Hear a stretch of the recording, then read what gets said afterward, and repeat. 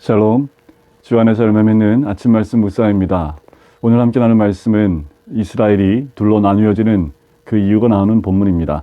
오늘 함께 나눌 말씀은 역대하 10장 12절부터 19절까지 말씀입니다. 말씀을 먼저 봉독해 드리겠습니다. 3일 만에 여로보암과 모든 백성이 르호보암에게 나왔으니 이는 왕이 명령하여 이르기를 3일 만에 내게로 다시 오라 하였습니다. 왕이 포악한 말로 대답할세 르호보암이 원로들의 가르침을 버리고 젊은 신하들의 가르침을 따라 그들에게 말하여 이르되 내 아버지는 너희의 멍에를 무겁게 하였으나 나는 더 무겁게 할지라. 내 아버지는 가죽 채찍으로 너희를 치셨으나 나는 전갈 채찍으로 치리라 하니라. 왕이 이같이 백성의 말을 듣지 아니하였으니 이 일은 하나님께로 말미암아 난 것이라. 여호와께서 전에 실로 사람 아히야로 하여금 느바세의 아들 여로보암에게 이르신 말씀을 응하게 하심이더라. 온 이스라엘은 왕이 자기들의 말을 듣지 아니함을 보고 왕에게 대답하여 이르되 우리가 다윗과 무슨 관계가 있느냐. 이새의 아들에게서 받을 유산이 없도다. 이스라엘아 각각 너희의 장막으로 돌아가라.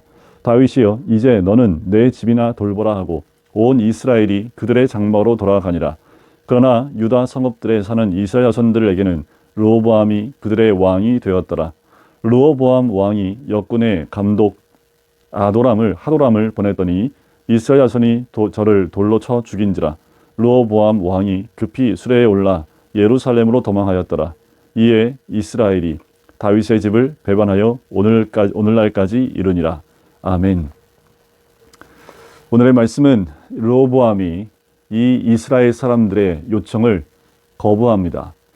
원로들의 말은 그들의 요청을 받아들이려는 거였지요. 하지만 젊은 신하들, 르호보암과 함께 자라난 그 젊은 신하들은 아버지 솔로몬보다 더 혹독한 다스림을 하라고 이야기합니다.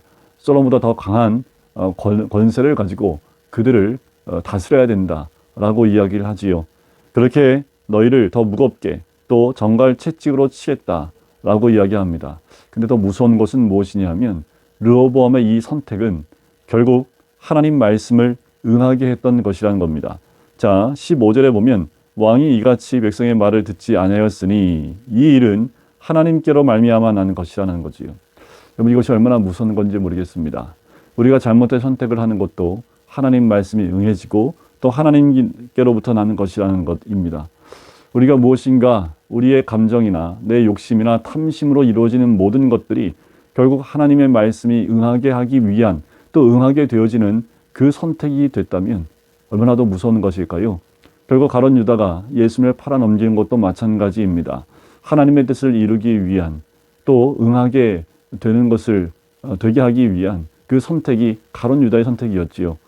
그 선택은 정말 그 인생 가운데 또한 그의 삶 가운데 하지 말아야 될 선택이지만 결국 그의 잘못된 선택은 하나님의 말씀을 응하게 했다라는 겁니다. 여러분 오늘 하루 살아가실 때에 제발 우리의 생각대로 내 욕심이나 내 탐심이나 내 감정대로 무엇인가 선택하지 마십시오. 혹여나 그런 선택을 통해서 나를 위한 선택을 통해서 하나님의 말씀이 응하게 되는 것, 그보다 더 무서운 것이 어디 있습니까? 오로지 말씀에 순종함으로 구속사를 이뤄나가는 선한 영향력을 끼치는 선택이 되어지길 간절히 소원합니다. 여러분 내가 손해를 본다 할지라도 나를 통해서 주의 뜻이 이루어질 수만 있다면 그보다 더 큰 은혜가 어디 있습니까? 좀 손해본다 하더라도 우리가 주의 뜻을 이뤄낼 수만 있다면 그보다 더 큰 복이 어디 있을까요? 자, 결국 이스라엘이 누구를 버리냐면 르호보암을 버린다 얘기하지 않고 다윗을 버린다 얘기합니다. 다윗을 뭐라고 얘기하냐면 이새의 아들이라고 얘기합니다. 이새의 아들에게서 받을 유산이 없다라고 얘기를 해요. 그런데 여러분 생각해 보십시오. 다윗이 사울을 이어 왕이 된 다음에 이스라엘 나라는 부강한 나라가 되어졌고 군사력으로 강한 나라가 되어집니다. 주변 국가에서 이스라엘을 넘보지 못할 만큼 강한 나라로 성장하게 됩니다. 그 모든 것을 누릴 수 있었던 것은 바로 다윗 왕과 함께했던 하나님의 은혜였고 다윗이 하나님께 하나님 마음을 흡족하게 했던 왕이었기 때문에 가능했습니다. 바로 다윗을 통해서 이루어진 하나님의 뜻이었지요. 그 모든 것을 누렸던 사람들이 이 이스라엘 사람들입니다. 그런데 이제 와서 그 아들, 그 손주되는 르호보암이 자기들의 요구를 들어주지 않는다는 이유로 다윗에 대해서 이새의 아들이라는 다윗 왕을 격화시키는 이런 이야기를 하고 있다라는 겁니다. 여러분, 르호보암의 잘못된 선택, 그것도 문제이지만 이들의 잘못된 관점이나 자기 중심적인 이런 선택들이 결국 이스라엘이 또 깨어지고 또 하나님 뜻대로 가지 못하게 하는, 결국 북이스라엘이 남유다보다 먼저 멸망하게 되지요. 우상을 섬기는 것에 달려가게 됩니다. 왜 그런지 아세요? 예루살렘에 성전이 있습니다. 그럼 이들은 절기만 되면 예루살렘에 와야 합니다. 제사를 지내고 제물을 바치기 와야 합니다. 그런데 이들은 그것을 포기하는 거지요. 왜 그럴까요? 자신들의 삶이 더 나아지기 위해서 이것을 포기한 겁니다. 이 예배를 포기한 거예요.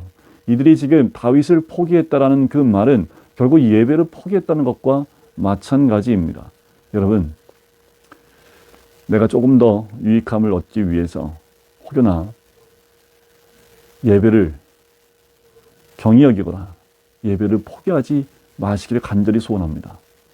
내 유익함을 위해서, 또 나에게 유익함을 위해서 예배에 중심되는 교회를 멀리하는 일이 없기를 간절히 소원합니다. 어떤 일이 있어도 예배를 멀리하는 일, 그것을 선택하시면 절대로 안 되는 거지요. 결국 이 르호보암은 역군 감독 하도람이 돌에 맞아 죽는 것을 보고 급히 예루살렘으로 도망하게 됩니다. 그리고 그 일 이후로 북이스라엘과 남유다로 남북이 갈라지는 역사가 시작되어집니다. 하여나 나로 인해서 이런 일들이, 불상사들이 일어나지 않으려면 똑같습니다. 내 유익과 또 나에게, 또 내 감정이나 내 생각, 또 내 욕심을 따라 움직이고 결정하고 선택하는 것이 아니라 하나님의 뜻이 어디 있고 하나님이 원하시는 것이 무엇인지를 더 깊이 바라보고 또 생각해보고 묵상하는 것이 필요하지요. 오늘 이 말씀을 깊이 묵상하시면서 여러분, 내가 아닌 오늘도 말씀을 따라 나가시는 하루가 되길 간절히 소원합니다. 그래서 주님이 우리를 통해서 긍정적인 말씀이 응하는 놀라운 역사가 우리들 가운데 임하게 될 줄 믿습니다. 하여나 르호보암처럼 부정적인 말씀이 응해지는 일이 우리 삶 가운데 일어나지 않기를 간절히 소원합니다. 기도하겠습니다. 사랑하는 주님, 감사합니다. 하나님, 이스라엘이 남과 북이 나누어지는 그 역사를 봅니다. 아버지 하나님, 우리의 삶 가운데에도 나누어지는 역사가 있지 않게 해 주시옵소서.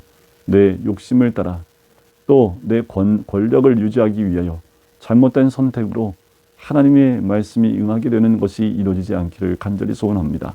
오늘도 말씀에 순종하여 주의 뜻을 따라 나갈 수 있는 하나님의 백성이 될 수 있도록 축복하여 주시옵소서. 감사드리며 예수 그리스도의 이름으로 기도드립니다. 아멘.